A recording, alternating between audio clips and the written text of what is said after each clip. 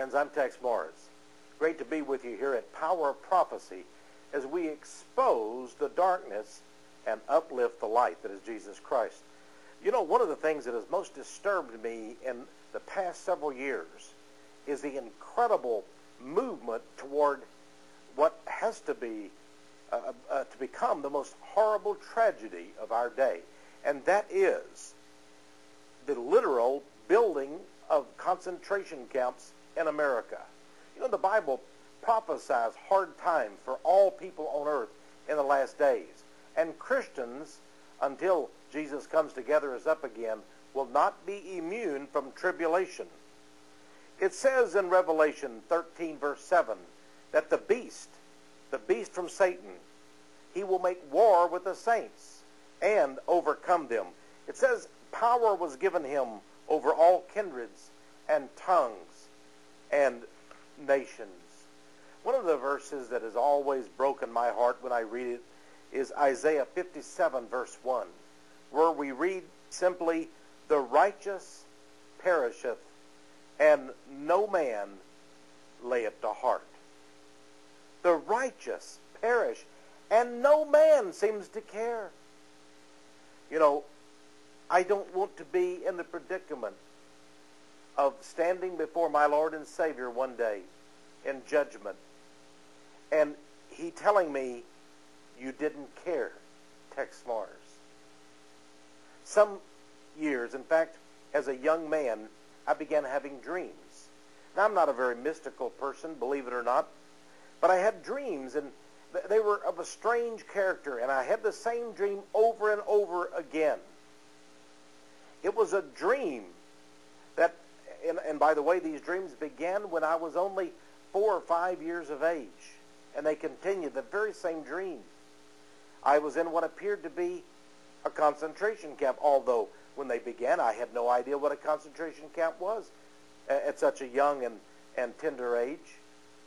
But I was behind barbed wire, and there was looked like these World War II type barracks, huge buildings, and everything was so hot and humid.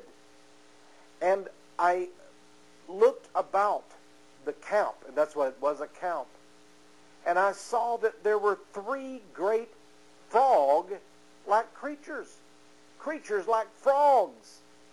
They were evil, they were ominous, and they were as big as men, even larger than men, and they stood guarding that barbed wire of the camp. And in my dream, I went into the barracks, and it was a barracks that had ceilings only 3 or 4 feet tall, so that you had to bend over, and they had rows after rows of beds. And the people were so miserable, unshaven, despoiled, dirty, lice-ridden, and oh, it was such a tragic scene. And of course, they had on the typical prisoners' clothing, although much of it was ragged and torn, and they were so hungry. Now, my friends, this was a nightmare for me, and it occurred over and over. You know, it was only years later that I discovered in the book of Revelation, it tells us, it gives us the symbolical meaning of that. For in the last days, 3 spirits like frogs come forth out of the very pit of hell. 3 frogs. You see, a frog is considered an unclean night creature. And that was symbolic. And I think God was telling me something. And today, I do care. I take it to heart. And I remember even this very moment, the vividness of my dreams as a young man. And I knew someday I would have to do something about this dream, but I didn't know what. Well, today we're doing something.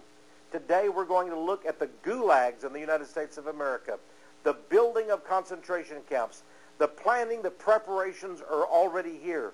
And my friends, you must understand what is really going on behind the scenes. We're going to document everything we say today. And you see if this is not so. You decide based on the documentation that you find in this video. Many people deny that there could be concentration camps in America. But listen to me, my friends. We're going to look at the history of concentration camps, and you will see we are not some kind of oasis. We are not immune from the terror to come, for it is prophesied. Proverbs 8, verse 36 gives us a tremendous secret. Why would men arrest, detain, torture, categorize, control, and lock up people behind barbed wire who are totally innocent? What kind of evil motive would such men have? And why would they put thousands to death, such as has been done in concentration camps? Here's what the Bible has to say. In Proverbs it says, all they that hate me love death. All they that hate me love death. These people have no love of Jesus Christ. And because of that, if they hate Christ, they will love death. And they do. You know, some years ago I wrote many books exposing the New Age movement. And these people, the New Agers, seem so full of love. And oh, they just want to hug everybody. Oh, it's such a wonderful thing. They're non-judgmental. And they're not haters at all. Oh, they're lovers. My friends, they'll love you to death. But listen to what Barbara Marx Hubbard, one of the top New Agers, she met with Mikhail Gorbachev at the State of the World Forum. Oh, she's so loved and appreciated at the United Nations. But here's what she says in her handbook of co-creation. She says, we come to bring death to those who are unable to know God. We do this for the sake of the world. The riders of the pale horse are about to pass among you. Grim reapers, they will separate the wheat from the chaff. She says, we will use whatever means we need to make this act of destruction as quick and painless as possible. To the one half of the world who are incapable of evolving, the selection process will be quick. How frightening. How ominous is this? The selection process will be quick. They will do their work of death, of the grim reaper, rapidly, they say. One half of the world, in today's term statistics, 3 billion people would be put to death. We're unfit. My friends, listen to me. We've had so many wonderful years in America, but Satan's fury can be unleashed in an instant. Don't at all doubt it, my friends.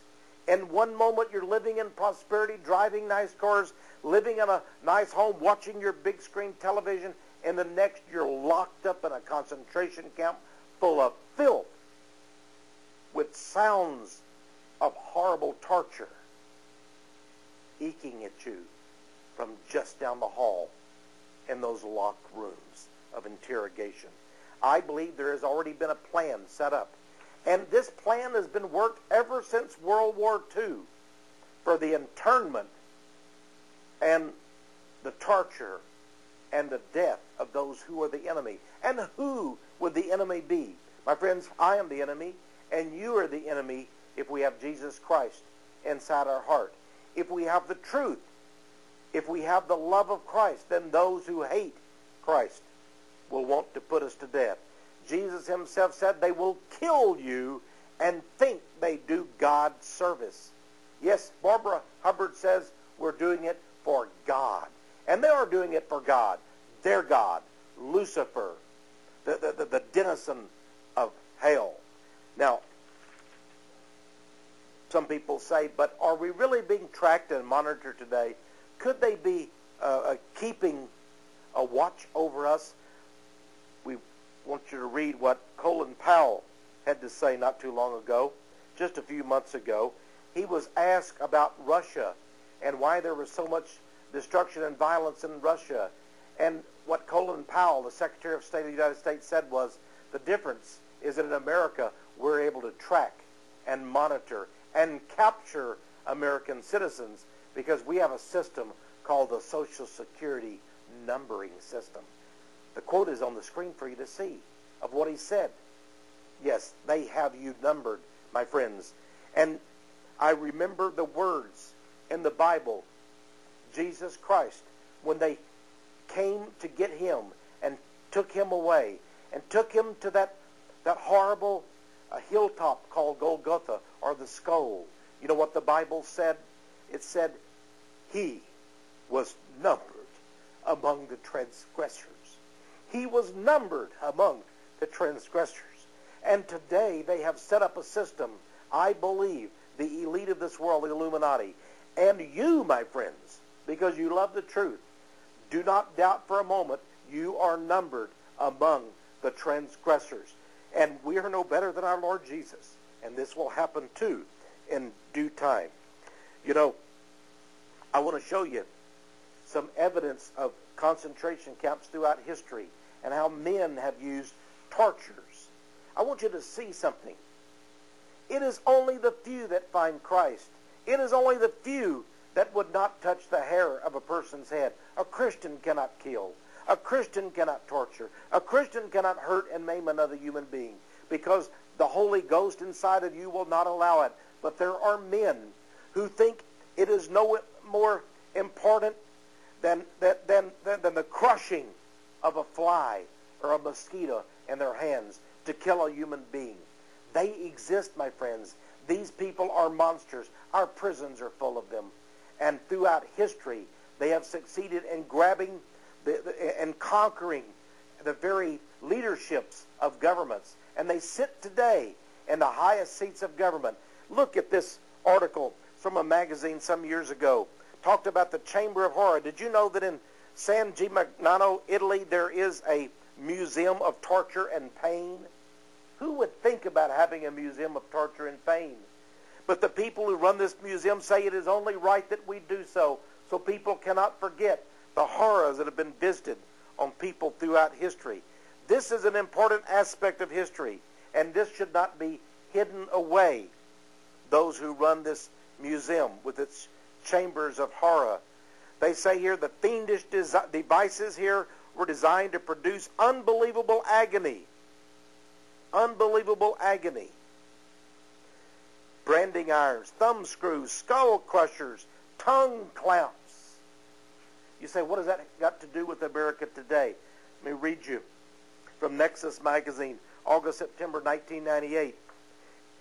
In a report entitled Recent Cases of the Use of Electroshock Weapons for Torture or Ill Treatment, Amnesty International stated that United States companies, listen to this, are the world's leaders in manufacture of torture devices. Did you get that? The United States of America, we lead the world in manufacturing and selling torture devices. We sell cattle prods. We sell all kinds of instruments of torture that are made in American factories. We even make them in Red China and overseas, and then we put our brand on them and sell them to monstrous dictators around the world today. Let me show you something that came up. I have in my hand a copy of a bill that was introduced in the state of Georgia's legislature recently. A congressman said what we need is to return to the guillotine. And this bill actually, House Bill number 1274, introduced in the Georgia General Assembly of the state of Georgia, their legislature, called for the electrocution or death by guillotine of those brought up for justice. Let me show you. Somebody sent to me not too long ago from a Christian group called the Christian Anti-Communism Crusade. This horrible scene. They said today in the Philippines, in Asia, these scenes are becoming commonplace. This is a communist atrocity and massacre. Look at this man holding up the head. They cut off, disembowel the head of their victims.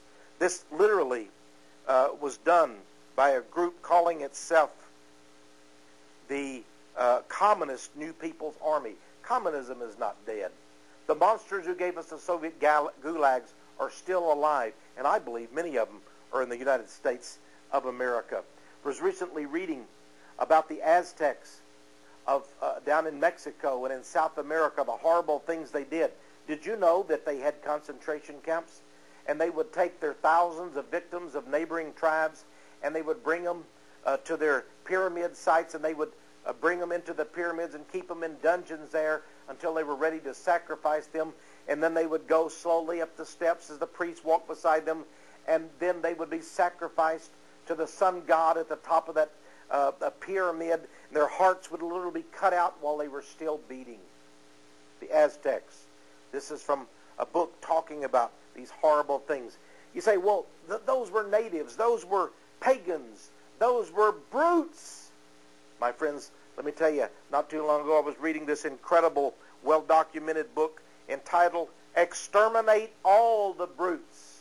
But the brutes, my friends, are not those who run the concentration camps, but those who shall be put in them. This is the story, my friends, of how the colonial powers went into Africa and what they did to the black people of Africa. You say they brought good things to Africa. Well, maybe Africa today is blessed in prosperity and other things, although we see death and torture even by the hands of the black leaders today. Maybe there is more culture, more civilization, more prosperity there than there was in the days when the colonial powers took over. But death is coming to Africa today in huge numbers. This book tells the story about what happened. And I want you to look at some of the pictures in this book. These are actual drawings.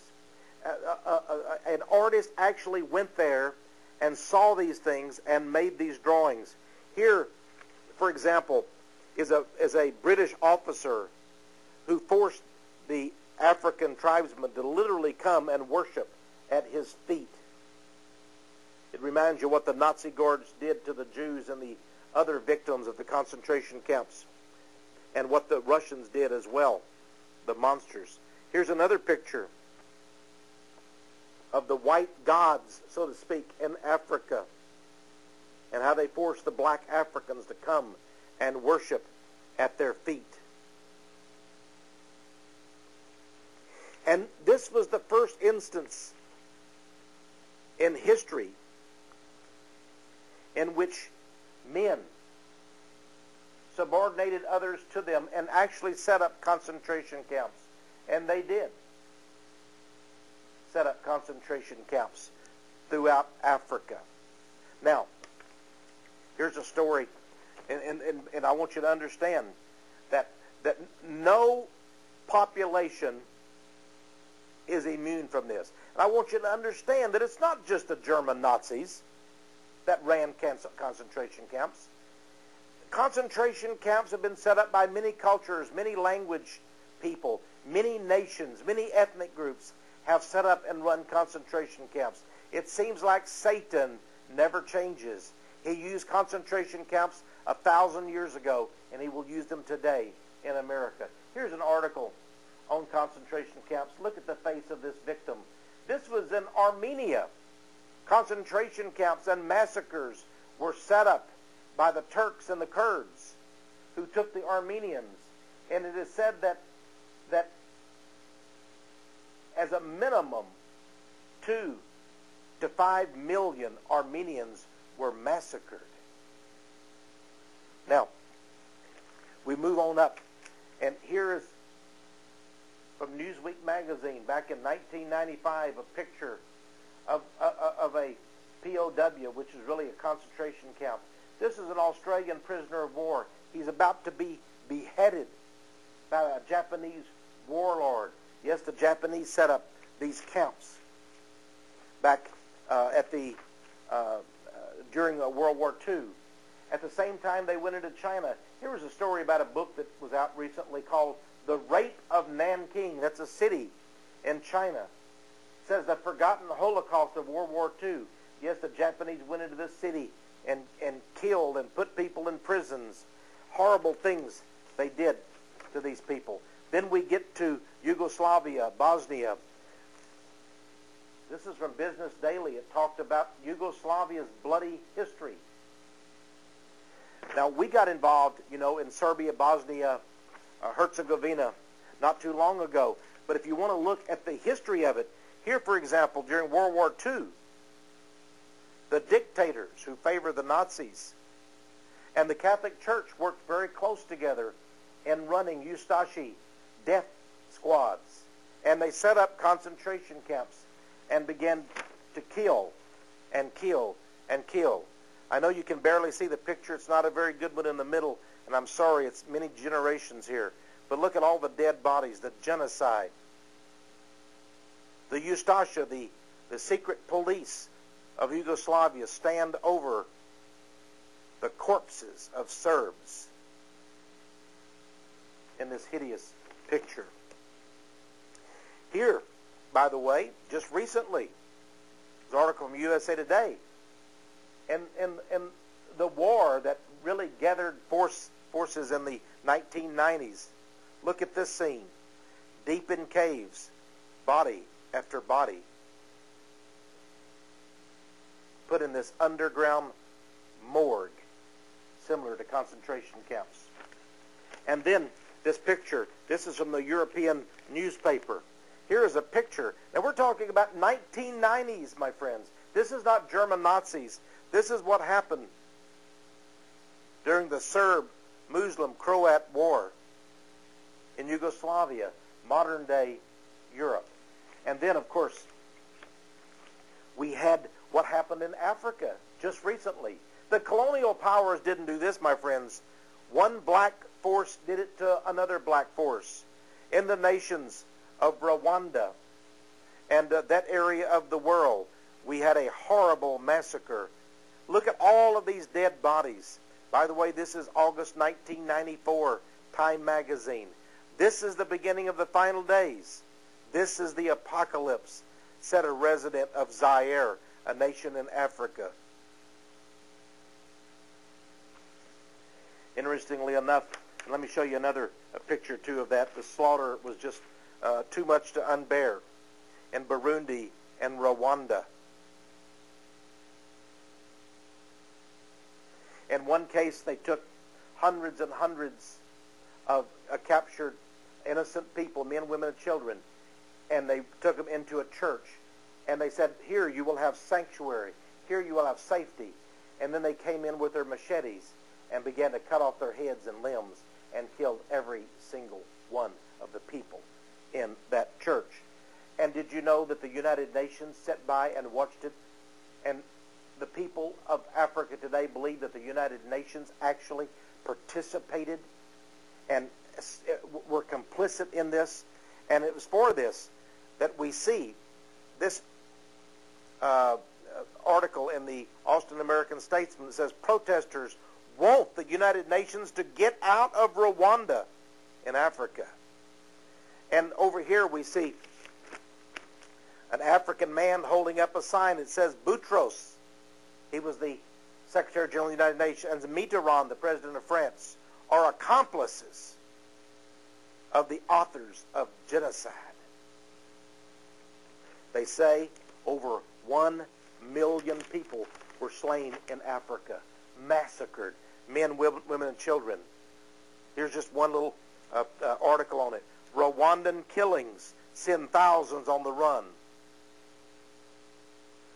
Soldiers bury the bodies of at least 2,000 people killed at camp the day before. And the United Nations was involved. Now, we go back to the 1970s to Cambodia. The killing fields, they were called. The Khmer Rouge, the Red Communists, took power in Cambodia.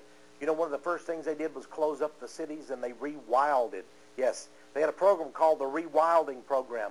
And they rewilded Cambodia. They said, we will not allow anyone to live in the cities, and they forced the people at gunpoint. Those that did not leave, they murdered immediately on the spot, assassinated. And the Khmer Rouge, the communist soldiers, forced the people out of every city in Cambodia into the countryside. And there they began to select. The selection process, it was rapid. It was quick. And my friends, as you can see, this is the end result. A Buddhist monk sits among bones and skulls of the dead. Did you know that in Cambodia there were only about 4.5 million people, and they say that as many as 2.5 million people were massacred? My friends, that would be like killing over 100 million U.S. citizens if this kind of massacre were to occur here. And by the way, this is not the only article. Here from yet another newspaper, and I've just turned it right to the picture. It says, Cambodia, a man cleans a skull near a mass grave at the Chuk Ek torture camp run by the Khmer Rouge, who were responsible, it says here, for as many as 2 million Cambodian deaths from 1975 to 1979. One skull on another. If you look at the evidence, did you know they took, just like the Nazis did in Germany, the Cambodian communists, these Asians, took in their victims, and they had Polaroid cameras. And when they took them in for interrogation, for torture, they made good records. Look at this in this article from Newsweek magazine. They numbered them. They were numbered among the transgressors. And today, there is a museum near Phnom Penh, the capital of Cambodia, and there are thousands and thousands of pictures. They wanted to document what they were doing. Remember what it says in the Bible, all those who hate God love death. Well, not too long ago, this man died. He was called the Butcher of Cambodia, Pol Pot. There he is lying in his funeral pyre, I guess you would call it. He died of old age. He was never prosecuted for his war crimes. Here's one more picture I want to show you from U.S. News and War Report magazine at the very bottom there of this page. There again is another site where human skulls are stored now from the torture camps run by the communists. And you know, for years Americans were lied to about what really happened in Southeast Asia. Here's an article that came out, I think this was in the, if I'm not mistaken, was in the Wall Street Journal. Time to tell the truth about Cambodia. There is a smiling Pol Pot. He was the mastermind who put 2 million people into concentration camps and massacred them systematically. But what a nice smile he has. Who can fathom, my friends, the minds of a madman? Well, let's go a little further. Let's go on to World War II now. Move back to World War II during the era of the Nazis. I read this book many years ago by Eugene Kogan. I thought the title was very significant about the Nazi concentration camps. The theory and practice of hell. That's what it was for those people, my friends. The theory and practice of hell. Here's from the New American Magazine. It says, Lessons from the Holocaust. Look at the little children.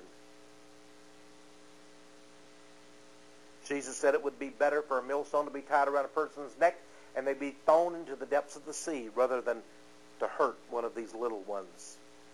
But there they are in the concentration camps. Here's the barbed wire. I'm telling you, my friends, across America, I'm getting reports of similar camps to this that have been built. Look at this barbed wire. You will see what I'm talking about. These camps are being built in America today. You know, not too long ago, there was an article in a Newsweek magazine called The Lessons of Nuremberg, and it showed pictures of those who were caught up in the trial there, the Nazis. You know, when those trials occurred in Nuremberg, Germany, we thought those were madmen. They were insane. They were possessed with evil. Surely, that was a unique situation, but it was not. It was not. It will happen again. In 1973, Alexander Solzhenitsyn from Russia was able to publish this incredible book, many, many pages long, and I've read this with tears, my friends. It's called The Gulag Archipelago. This is the story of what happened in Soviet Russia. This is the story of over 2,000 concentration camps.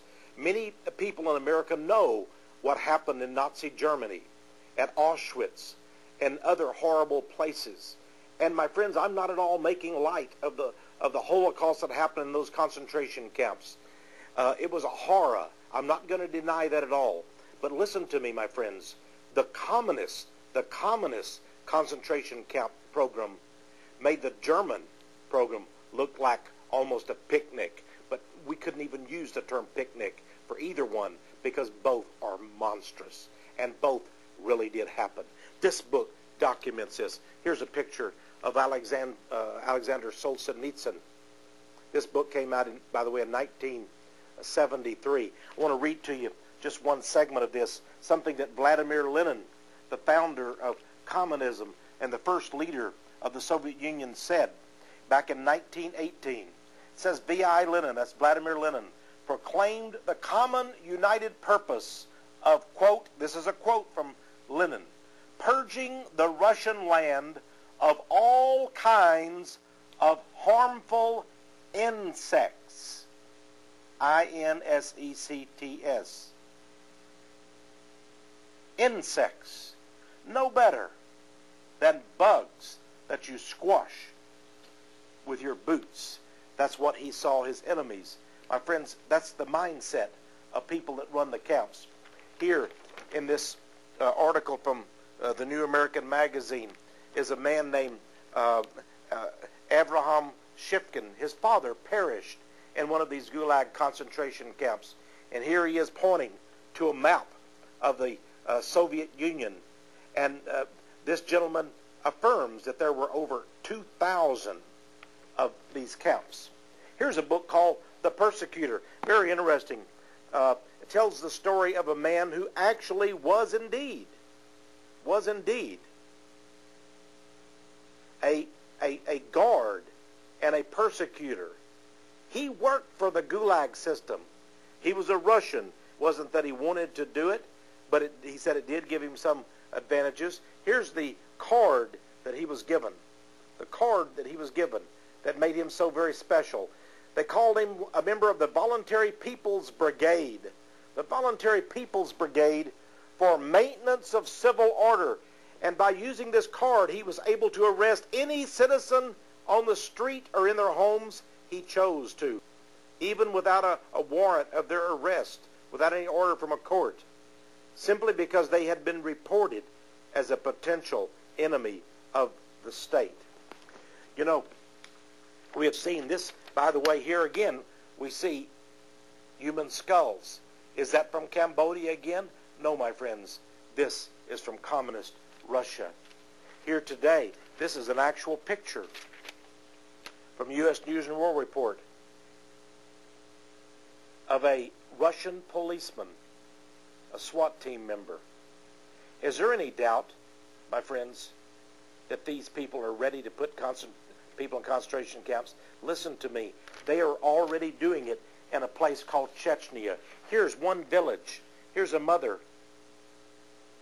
shielding her child. This is, I'm sorry, it says woman. I have another picture of in the child. This one says woman mourns her son in a devastated village in the nation of Chechnya that is even now under attack by Vladimir Putin, the present head of Russia, with the approval of our own president. Here's an article several years back, 1999. It says, determined Russian troops unload on Chechen capital. And here's some poor peasants there in the nation of Chechnya after the devastation by Russian troops. Now, I want you to know that America, I said, was not immune from these horrors. Could it be that America itself is responsible for having had concentration camps? Yes, we've had them. Here's a book, for example, that documented the concentration camps that were set up for the Japanese Americans during the World War II era. Now, a lot of people say, well, that was a mistake. And even the Supreme Court has ruled they should not have all been rounded up and put into camps. People were wary that they might be more faithful and loyal to the Japanese government than the United States. Can you imagine actual American citizens? Now look at the front cover. We've all been taught that they went peacefully And while there, they were treated so well. They loved it almost being there in those camps. They were really not concentration camps. They were just internment camps. They were just for detention. Does this man look like he's happy to be going? And look at the faces of the policemen as they forced him into that concentration camp in the United States. I want to show you some pictures in this. My friends, this almost defies your imagination. Here's the wife of the President of the United States, Eleanor Roosevelt, visiting one of the camps. Oh, they had the big PR things, the public relations. This was in all the newspapers. See how happy the kids are? See how happy the families are? Why, their benefactor, their great friend, the one who loves them so much, Eleanor Roosevelt, the communist, is there. And then the next picture. When one of the officials of this concentration camp system came to visit, they made the inmates of the Japanese concentration camps in America, Japanese American concentration camps, put up a sign welcoming the man. It says, "Welcome, D.S. Meyer, the great white father." Isn't that just what we did as colonialists to the Africans? Set up concentration camps, tortured them, maimed them, brought them under submission, made them bow down to us as the great white fathers. And here is the gentleman himself. Isn't that nice? The great white father of the Japanese American concentration camps. Now, let's look at some of the things. After some of the prisoners did not want to go there, a riot occurred in one of the prisons at Tule Lake, a place called Tule Lake. I believe that's in California. This just shows what happened. Many of the inmates are laying down on the floor there. Then we have another picture. I want to show these to you because a lot of people just will not believe it. In 1945, some others there attempted to escape. And here they are being hauled back in. Now, I want you to understand, they didn't use regular police. They used prison guards to keep these people in these camps. By the way, see the guard tower there in that picture? The friendly Japanese Americans who didn't mind being there at all, and they just understand everything. Here's a picture from the front cover that we showed you of the man being hauled away by the guards because he was uncooperative. And then finally, here again we have 2 levels of wire to keep the people in, including barbed wire in one of these Japan-American internment camps. Now, and by the way, to show the world how wonderful it was there, those who cooperated were given awards by visiting officials, such as this Japanese mother. But it doesn't look like there's a very happy look on the lady's face. Another program that America is responsible for is something called the Phoenix Program. The Phoenix Program. This book by Douglas Valentine is now unavailable, and I can understand why. They don't want you to know that we set up concentration camps, torture camps in South Vietnam, and tens of thousands of South Vietnamese citizens. By the way, their symbol was the flying serpent dragon, the great phoenix bird. That was our program, run by the Central Intelligence Agency. And it was an assassination program in which all that was necessary is for the people to turn in those that were suspected of not being loyal to the American side. You know what you got if you turned in your neighbor? $6. $6 reward for turning in your neighbor. They have a program now in America under the Homeland Security Act, and it's called TIPS. They want you to turn in your neighbors to the government. The Phoenix Program. By the way, the My Lai massacre was part of this Phoenix program. You thought it was just an isolated incident? No. Here's an article from an American newspaper called The Misery of My Lai. Look at those dead bodies, my friends. And Americans did that. You say Americans would never run concentration camps? No, not Christian Americans. Not thoughtful, loving Americans. I know that. And I know that America is probably the most generous, compassionate nation in the world. But my friends, when the spirit of Satan enters a man, he will do evil. Believe me. He will do brutal, uncompassionate, inhumane things. This is the story of whatever race, whatever creed other than Christianity, whatever ethnic group. This is across the board. And this spirit of evil is going to come again. And it will happen here in America. Now here is an American who brought some people down to Guyana in South America. And here's the end result. This picture is sort of hard to see, my friends, but these are bodies of over 900 people in Guyana. They went down there to live in what was nothing more than a concentration camp. Pastor Jim Jones of the People's Temple. Did you know that I have documented evidence that this was nothing more than a CIA experimentation site? Central Intelligence Agents of the United States set this camp up. This was not a bunch of cultists that went down there to worship their God-man, Pastor Jim Jones. No, my friends. And guess what? The coroner of the nation of Guyana, in a report that has not been in American newspapers, stated that over 90% of the people did not commit suicide, but were murdered. Murdered. And this is just the truth about Guyana. Some years ago, somebody sent me this article. It's from a tabloid, by the way. And I don't put much stock in tabloids. It says, Feds are set to toss millions of Americans into concentration camps. Anyone, it says, that ticks off the federal government could be a victim of these camps. So here we have this huge article. Must have frightened a lot of people who read the tabloid. Normally, as I said, I don't give tabloids any credence at all. But I'm going to give you documentation today that this might just be the real thing. We're going to look at actual facts, not just tabloid, but real stories, real accounts, real evidence today. You know, some people say, well, we might need camps because of so many immigrants coming to the United States that are illegal. We need places to put them. Friends, listen to me. They are trying to give amnesty to all of the aliens. George W. Bush actually introduced legislation in Congress, and the Congress, under Senate Majority Leader Tom Daschle, wants more immigrants into the United States. They're not trying to stop these immigrants. Don't let them lie to you and say, oh, yeah, we're going to really start monitoring and controlling the immigrants, and if there are too many of them, we're going to put them in the camps. Baloney. Here's an article that came out of the Orange County, California Register daily newspaper.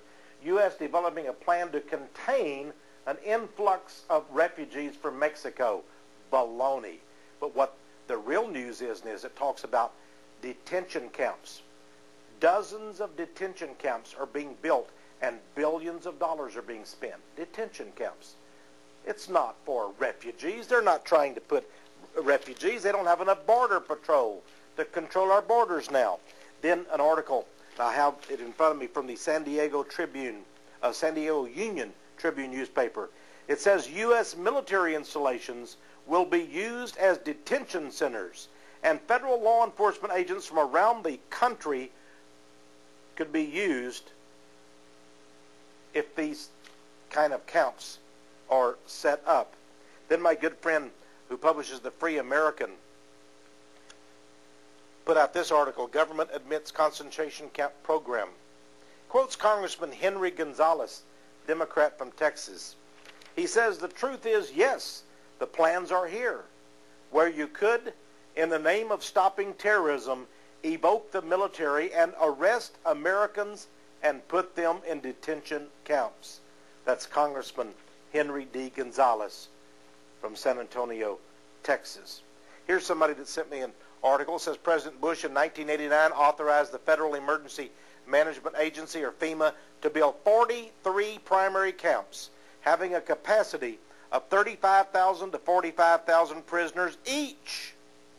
Then, just as I was going to press for this video in August of 2002, I read a newspaper report that 200 prison camps could be built in the United States and elsewhere in the world for Al Al-Qaeda Arab terrorist. We go all the way back, my friends. Here's an article talking about the history of concentration camps. Did you know that back in August 3, 1948, J. Edgar Hoover and the Attorney General of that time, a J. Howard McGrath, set up a plan whereby President Truman could suspend constitutional liberties during a national emergency? It says here the plan was codenamed Security Portfolio. Well, the New Age has a plan. Here from the book Dawning of the New Age New World Order, my good friend Dennis Cudahy quotes Lucifer Trust, basically, President Mary Bailey. She wrote a letter in 1970. She says, there is the emergence of a new world order and a divine plan at work. And she said, this plan will take place in the next quarter of a century. Well, a lot of people are worried about an organization named FEMA, the Federal Emergency Management Agency. A lot of people say, but FEMA, they're there just for tornadoes and hurricanes to help us. Surely, Texe Mars, you must be mistaken. My friends, I'm not the only one that's mistaken. If I were mistaken, here's an article in Media Bypass magazine, and it says that FEMA is a blueprint for tyranny. This goes all the way back to the Nixon administration, because Dick Nixon set up FEMA, and we know what a great president he was. And guess what? When Bill Clinton was president, when he was in office, he announced that the United States Army Reserve and all of the reserves in the United States would be reorganized to conform to the configuration of FEMA. FEMA is going to control our National Guard and all of our reserve military forces within the United States. And they've set up 10 regions, and I believe there will be concentration camps in all of those. Now, a lot of people say, but Texe, you just don't understand. It's the victims of hurricanes and tornadoes and floods that FEMA is concerned about. Yeah, well, look at this lawsuit almost a decade ago. Here's the news item that says, victims of Hurricane Iniki in Hawaii and the 92 riots in Los Angeles have settled a lawsuit accusing the Federal Emergency Management Agency of providing inadequate disaster services. After nearly 18 months of negotiations, FEMA agreed to work more closely with local authorities, improve outreach, better train its workers, and blah, blah, blah. It goes on to say, in other words, FEMA wasn't even planning on taking care of these things, but people began to sue them. They said, okay, we'll do a little bit. My friends, about 3% of FEMA's work has to do with disaster preparedness. The rest, I believe, has to do with the concentration camp program and the continuity of program situation. Now you say, Texe, this all sounds too unbelievable. Way back in the Spotlight newspaper, back in 1984, was this incredible report that President Reagan ordered concentration camps. Now this had to do with something codenamed Rex 84. Did you know that Rex is the 10th degree of the Illuminati that was set up in 1776 by Adam Weishaupt over in Europe? Yes, the Order of the Illuminati. Rex, when you graduated to the Rex, which was the highest degree of initiation, you became your own God on earth. That's what they believe. If you could be initiated into the highest rank, the 10th degree of the Illuminati, Rex, you became a Rex, God on earth. Isn't it interesting that in 1984, Colonel Oliver North, working with Senior George Bush and others in the Pentagon, with the approval evidently of Ronald Reagan, it is said, at least Oliver North claimed that, they set up this concentration camp program.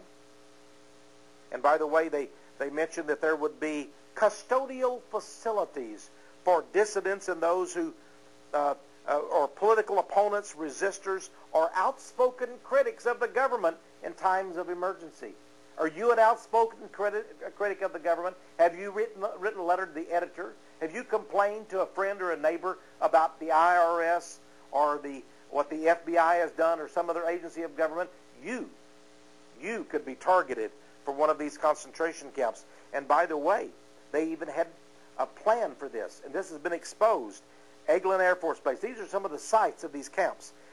these concentration camps. Eglin Air Force Base in Florida, Vanden Air Force Base in California, Fort McCoy, Washington, Fort Benning, Georgia, Fort Huachuca, Arizona, Camp Crone near Miami, Florida, Oakdale, California, Fort Drum, New York, Fort Chaffee, Arkansas, and it goes on and on. You say, well, that was then. Today is today. Here from the Wall Street Journal is an article that says more terror suspects may sit in limbo. White House seeks to expand indefinite detentions in military brigs, even for U.S. citizens. Hey, we got a war of terrorism going on.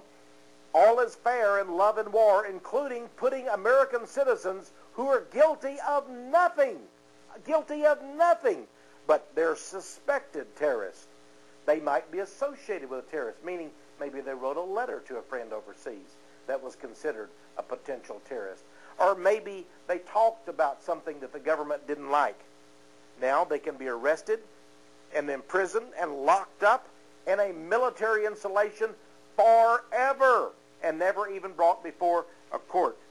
Now, you say, friend, Texe, prove some of these things to me. We have a clip now from the hearings, joint hearings of Congress. Senator Inouye of Hawaii was the chairman, Democrat. Congressman Jack Brooks was the head from the House of Representatives. He was there again. This was a joint committee. And they were holding hearings about the Iran-Contra affair. And suddenly, Congressman Brooks began to speak, and what happened was amazing. Listen to this, my friends. I don't know if in your work at the NSC, were you not assigned at one time to work on plans for the continuity of government in the event of a major disaster? Mr. Chairman. I believe that question touches upon a highly sensitive and classified area, so may I request that you not touch upon that, sir?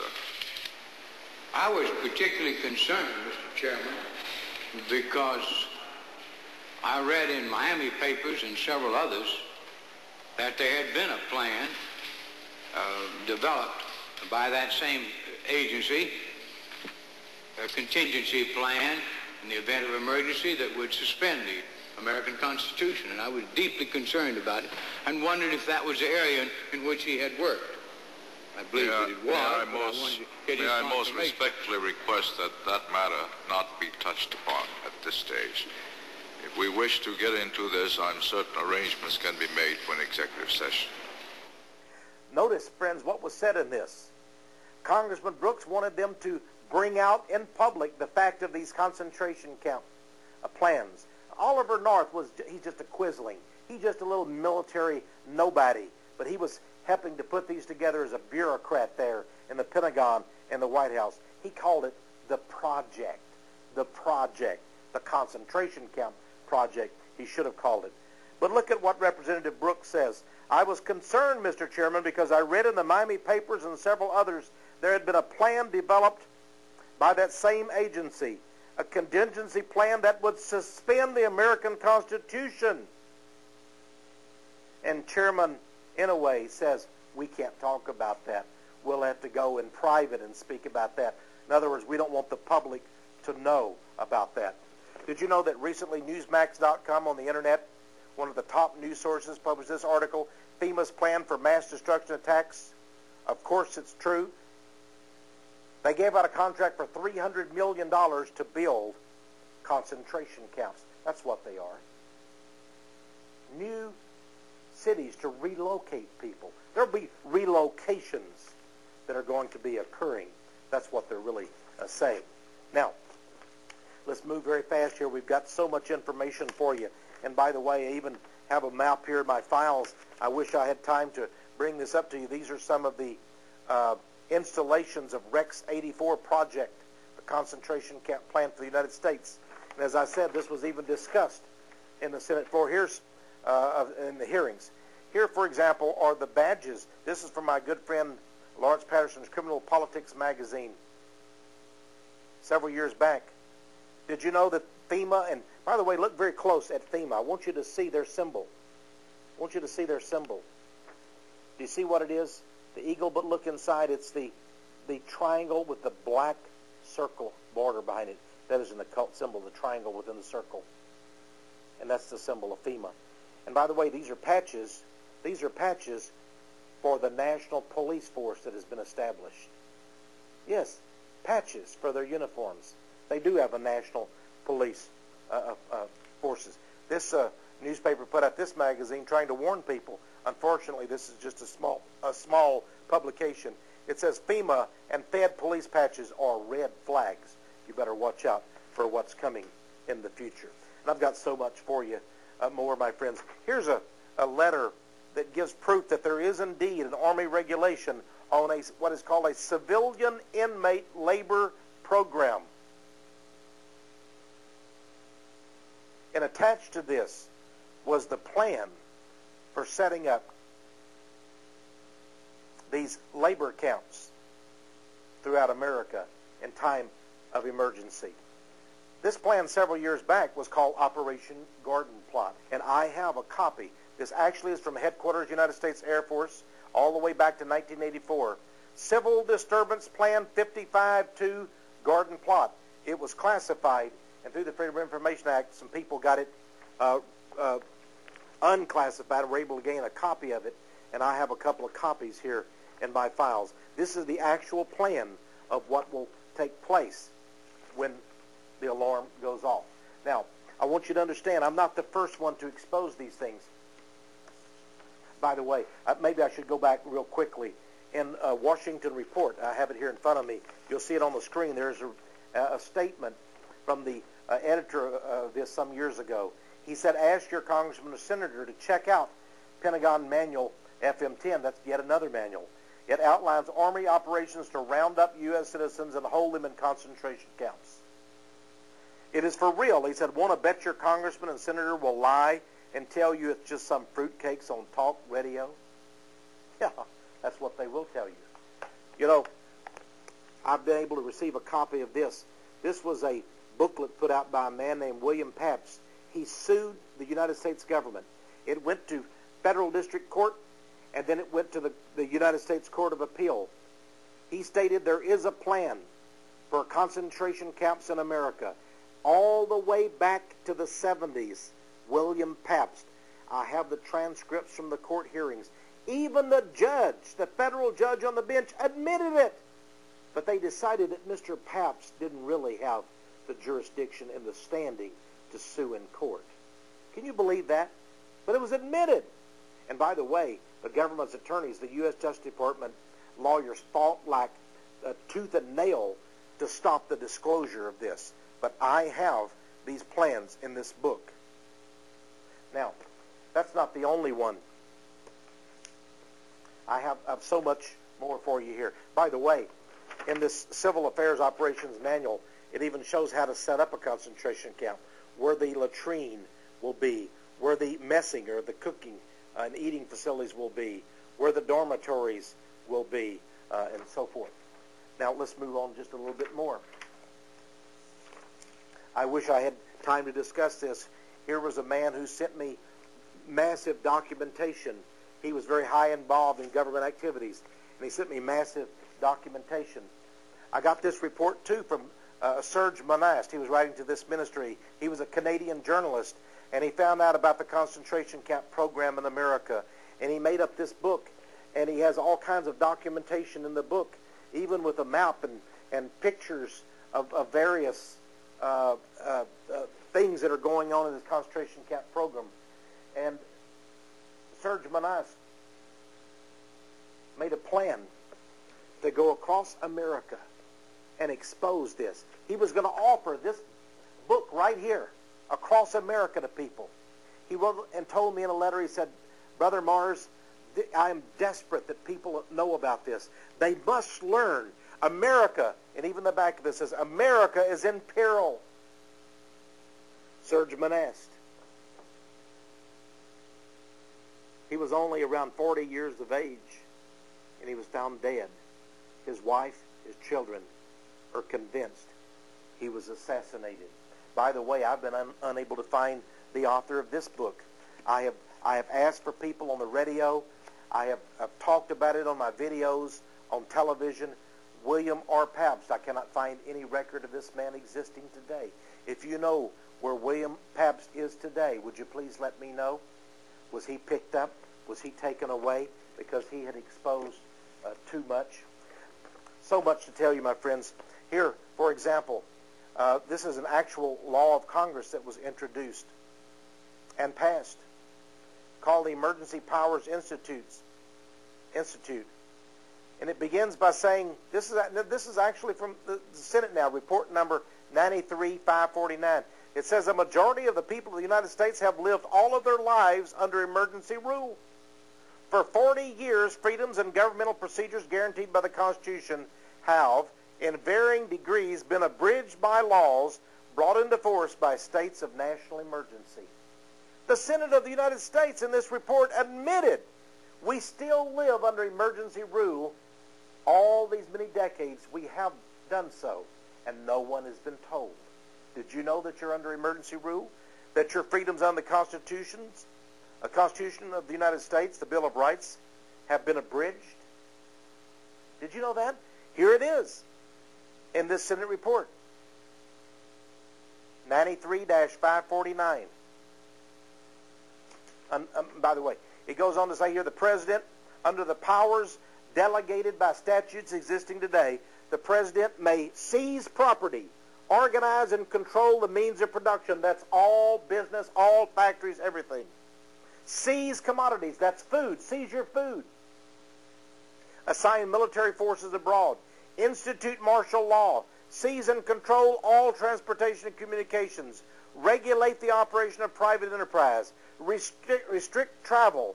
And in a plethora, that means many particular ways, control the lives of all American citizens. There it is, Senate report. Now, let's keep on going here. I'd love to have at least 2 hours in this video. Had a gentleman who wrote Senator Tom Harkin of the state of Iowa and asked him for me. I don't want you to see the man's name, if you don't mind here, because I don't think that would be right, the gentleman that he wrote to.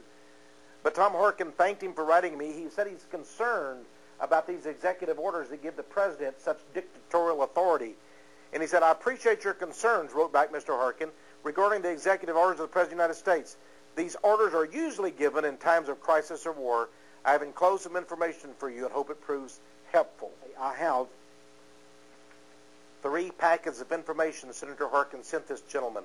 These are from the American Law Division of the Library of Congress, talking about the President's emergency powers over domestic affairs. Here's from the Congressional Research Service, the Library of Congress, talking about the same thing. My friends, this exists. This is from the U.S. Senator Tom Harkin, and he obtained these issues. And then here I have in my hands copies of all of the executive orders that we're talking about today. From across the United States, citizens and friends of this ministry have sent me documentation proving that something horrible is amiss and is about today, and that concentration camps are a reality. From North Carolina, I received these photos from friends of the ministry. I'm going to go over each one very carefully. This couple told me that they, as they were driving in the small town of Pine Bluff, North Carolina, they came upon, sitting on, nearby, there on the railroad tracks, this huge double-decker, these train cars.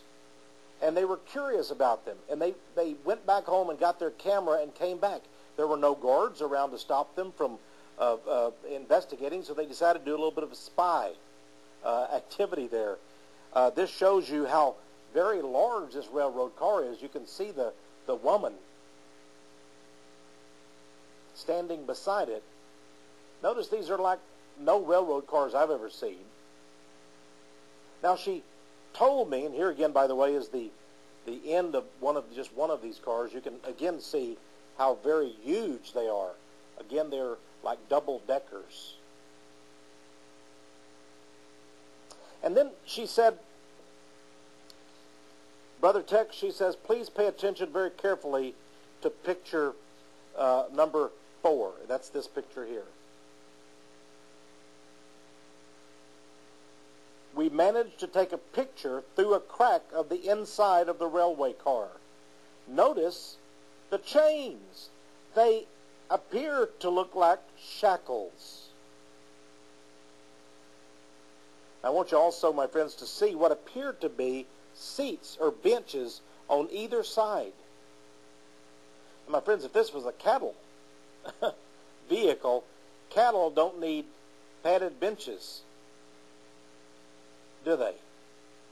This looks like this is going to transport human beings. She said also, the cars are well vented. They have lots of air holes.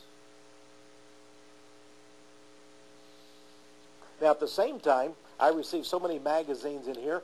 Here's from a magazine that called Frontline Solutions that talks about solutions for people with large warehouses and inventories and so forth and transportation problems. And in this journal, it talked about the Defense Logistics Agency, which services all the branches of the U.S. military. And my friends, listen, they are preparing, they are computerizing, and they are improving all of their trains. Notice this train car and the military soldiers there. Now, I'm not saying either one of these are trains that would transport prisoners to concentration camps, but they've got to transport you one way or another, do they not? I've also been able to discover that in places like Amarillo and other Air Force bases that have been closed down, there still exists strange-looking aircraft, Boeing 747 wide-body passenger jets, sitting with no marking, sometimes painted solid white, sometimes black, sitting out on the tarmac, out on the flight line, on the concrete of what are supposed to be closed-up military bases. In fact, my friends, most of the military installations and bases that were closed during the Clinton era, hundreds and hundreds of them were closed up, are still being kept for use by the federal government. And many of these are being turned into prison camps. Now, some other friends of the ministry sent me these pictures. And they said, Tex, we saw these, and we can't say for sure, but we heard about the poison gas vehicles where they took the German Nazis took prisoners, and they put them in these trucks, and they thought they were being transported, but then they began to pump Zyklon B poisonous gas into the back of the trucks, even as they were going down the highway. And I was given some pictures of these trucks that appear to be the same thing. Take a look at these. What do you make of that, my friend?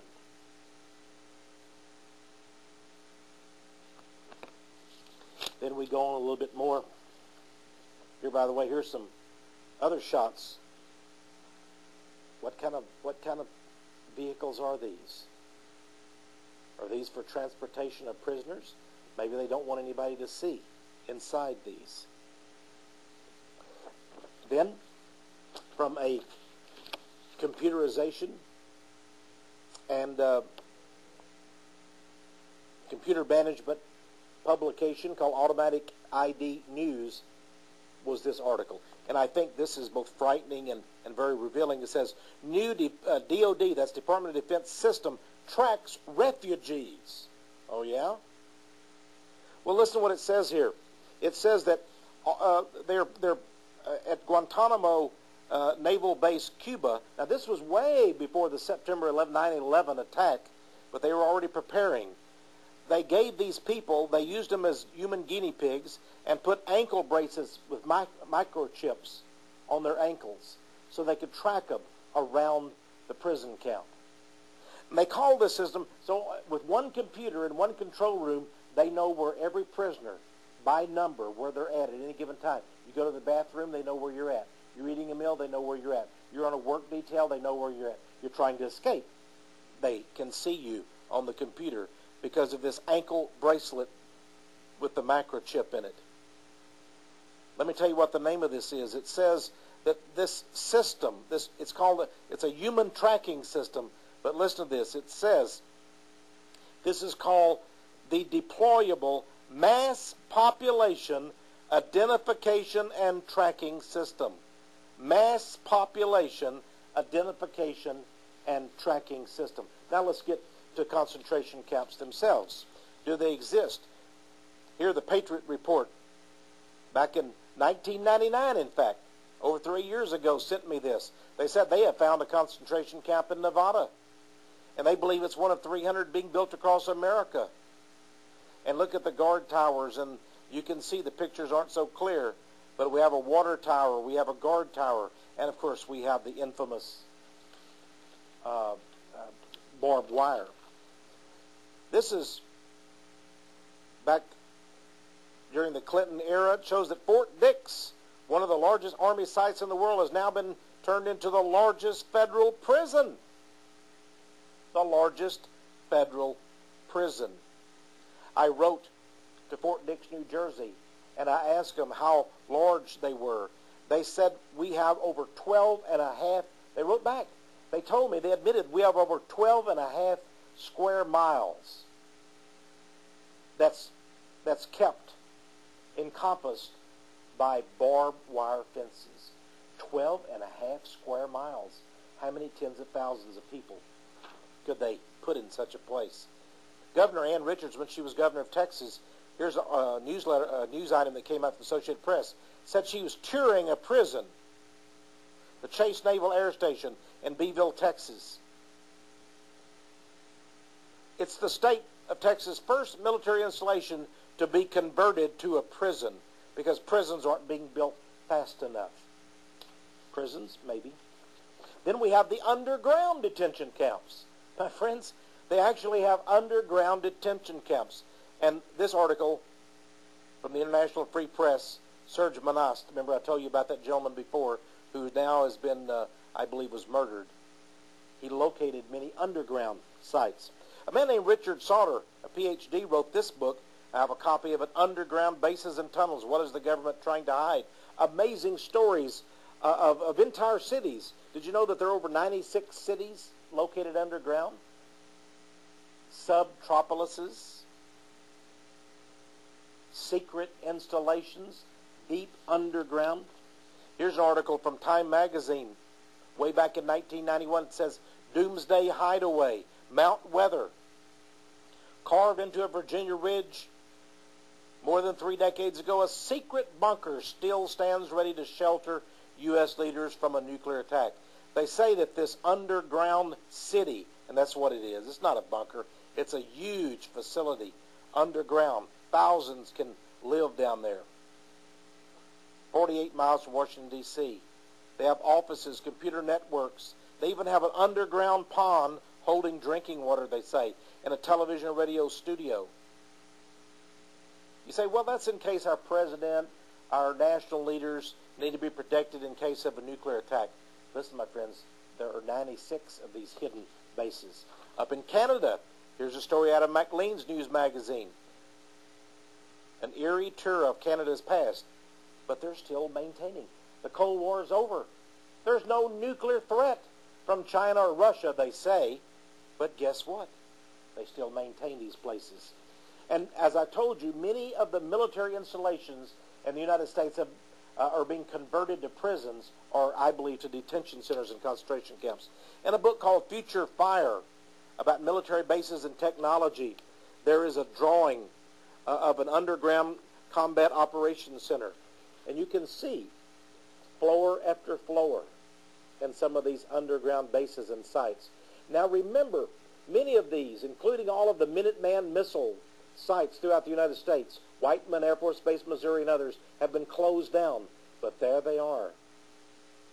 Could they not be converted to concentration camps to hold American dissidents and political prisoners?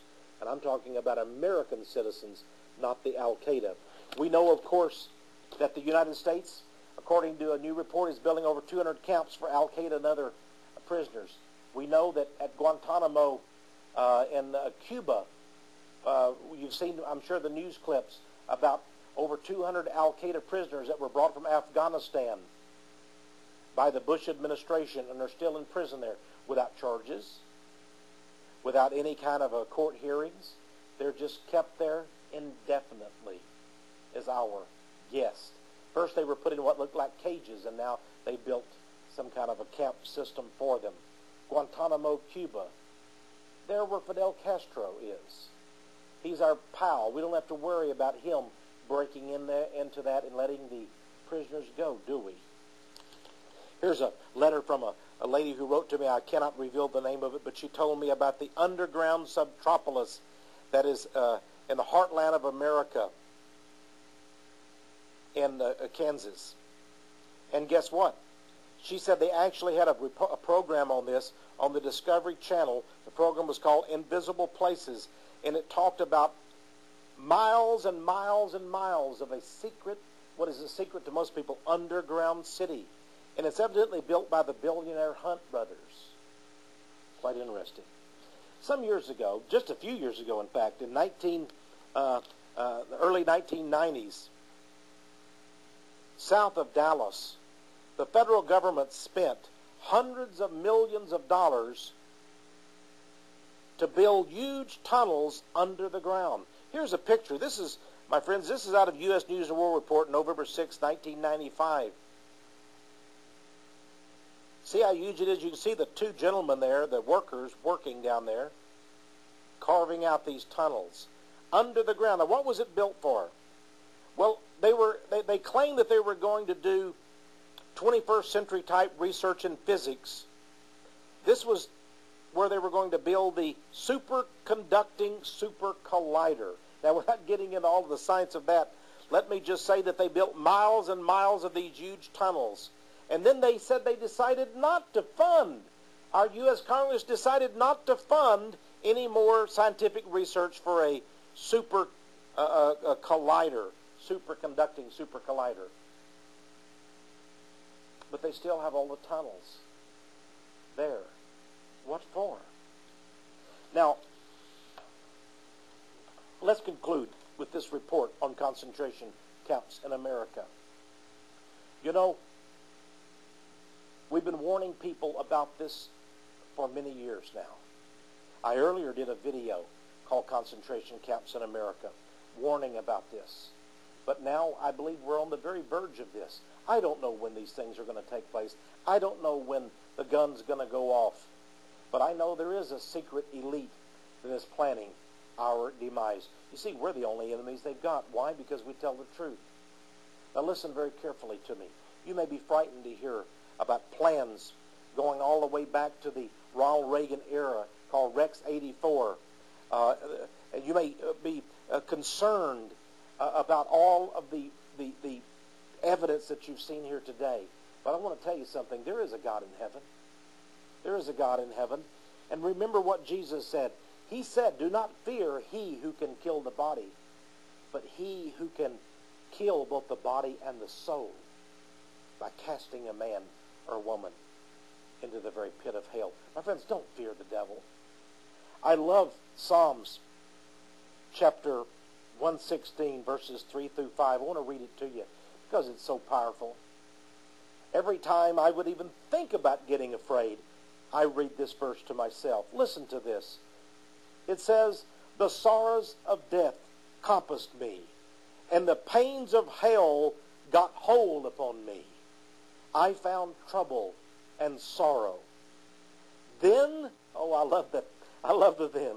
Then call I upon the name of the Lord. Yea, our God is merciful. Yea, call upon the name of the Lord. Our God is merciful. Here's what I want you to do, friends. Tell everyone you know about the plans for concentration camps. Tell everyone you know that we must educate each other, warn each other about these things. And then I ask each of you to get on your knees and pray to Almighty God and ask Him what you must do about these things.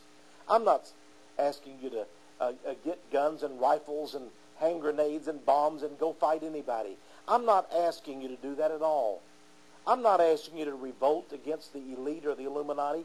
I want you to ask the Holy Spirit what He wants you to do. And I believe God will lead you in exactly the right way. And I believe He will lead you down peaceful paths. I believe we're going to be witnesses for Him in coming days. I believe we will be those whom the beast makes war upon. But listen, my friends, It says, and this is so powerful, we shall become the overcomers. How do we overcome? Through the power of our testimony. The power in your testimony. And we overcome through the blood of the Lamb. This has been Texe Mars. You've been watching our special report, Gulag, USA, concentration camps in America.